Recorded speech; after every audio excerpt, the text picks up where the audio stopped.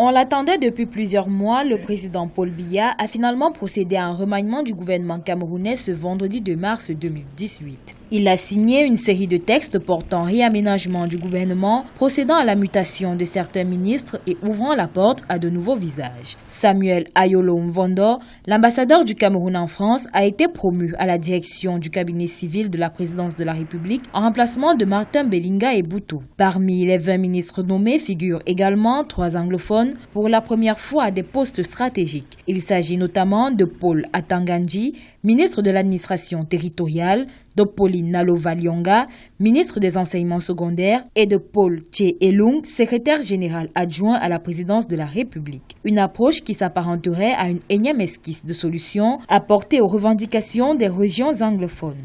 Le président veut apporter une solution à la question anglophone avec une plus forte représentation. N'oubliez pas qu'il n'y avait pas au Cameroun, jusqu'à une certaine époque, depuis près 15 ans, on avait 3 ministres des Affaires de l'Éducation nationale. Il n'y avait aucun anglophone qui occupait des fonctions de ministre de l'Éducation nationale. Là, maintenant, l'enseignement secondaire, c'est une anglophone. Et on peut penser qu'il y a le souci, pour ce premier déterminant, de régler la situation anglophone au Cameroun. Dans un processus de renforcement et d'accélération de la décentralisation, le décret présidentiel du 2 mars porte désormais à 38 le nombre de départements ministériels du Cameroun. En effet, le ministère de l'administration territoriale et de la décentralisation éclate en deux. Désormais, il y aura un ministère chargé essentiellement de l'administration territoriale et un ministère de la décentralisation et du développement local dirigé par Georges Elanga Obam.